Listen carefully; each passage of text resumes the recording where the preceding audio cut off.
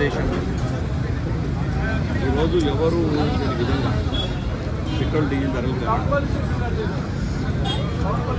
నరేంద్ర మోడీ గారు మొన్న అన్నటువంటి ఆర్థిక మాంద్యం భారతదేశానికి ఇచ్చినట్టు కనబడుతుంది ప్రజలకు. గతంలో ఎప్పుడూ లేదు విషయం. కాంగ్రెస్ పార్టీ 60 సంవత్సరాల పరిపాలనలో 60 రూపాయలు పెట్రోల్ డీజిల్ ధరలు దాటలు కేవలం 12 సంవత్సరాల బీజేపీ ప్రభుత్వంలో దాదాపు 100 రూపాయలు దాటించేది. అంటే ఎక్కడికి పోతుంది భారతదేశం?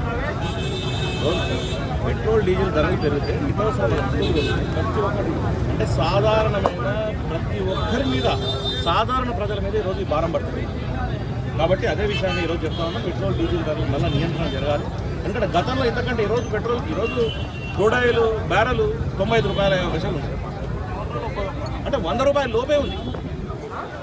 100 రూపాయల లోపు క్రూడ్ ఆయిల్ ధరలు ఉంటే ఈరోజు ఇప్పుడు 95 రూపాయలు క్రూడ్ ఆయిల్ ధరలు ఉంటే పెట్రోల్ డీజిల్ ధరలు ఉంటే 98 ఉండాలి, 100 ఉండాలి. అంతేగాని ఈరోజు 95 రూపాయలు ఉంటే 103కి ఏం తీసుకుపోయినారు? 2012లో కాంగ్రెస్ ప్రభుత్వ హయాంలో 2011లో 111 రూపాయలు వచ్చింది. ఏకదమ్ 50 రూపాయల నుంచి 111 రూపాయల క్రూడ్ ఆయిల్ ధరలు పెరిగినాయి. మరి ఆ రోజు పెట్రోల్ డీజిల్ ధరలు పెరగలేదే, అదే 67 రూపాయలే ఉండేది. మళ్ళీ 2012లో 112 రూపాయలకు పోయింది, 2013లో 109కి వచ్చింది. అయినా కూడా క్రూడ్ ఆయిల్ ధరలు ఆ స్థాయిలో ఉన్నా కూడా 67 రూపాయలే ఆ రోజు ఉండేది. ఆ తర్వాత 2015 తర్వాత మళ్ళీ 56 ఉన్నా కూడా మళ్ళీ ఆ రోజు కూడా 60 రూపాయలే ఉంది. కానీ ఈరోజు 95 రూపాయలు ఉంటే ఈరోజు 103 తీసుకుపోయే దౌర్భాగ్యమైన పరిస్థితులు ఈరోజు భారతదేశం ఉంది.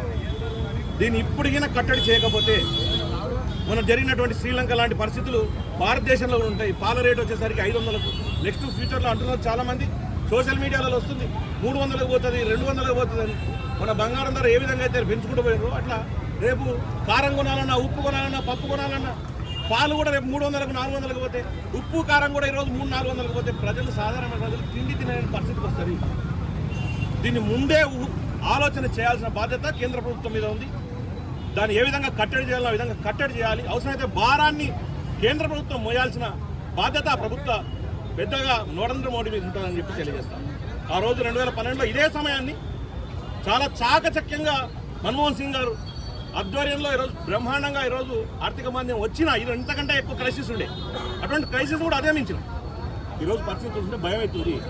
రాబోయే రోజుల్లో మళ్ళీ తినడానికి తిండి లేని పరిస్థితి, దౌర్భాగ్యం భారతదేశంలో వస్తుందేమో అని చెప్పేసి ఈరోజు చాలామంది నిపుణులు మాట్లాడుతున్నారు. కాబట్టి ఇప్పటికే కట్టడి చేయాల్సిన బాధ్యత వాళ్ళ ఉంది. కాబట్టి ఈరోజు ఇంత పెద్ద ఎత్తున ధర్నాలు చేసి నిరసనలు తెలియజేస్తా ఉన్నాం. ఇది ఇప్పటితో కట్టడి కాకుండా నిజంగా మళ్ళీ పెంచుకుంటూ వాళ్ళు పోతే ఖచ్చితంగా ఎక్కడిదక్కడ బీజేపీ నాయకులను నిలదీస్తాం, ఎంపీలను అడ్డుకుంటాం. నరేంద్ర మోడీ దగ్గరికి చేరుకొని ఎక్కడిదక్కడ నిర్బంధం చేయడానికి కూడా కాంగ్రెస్ పార్టీ వెనుకాడదని తెలియజేస్తాం.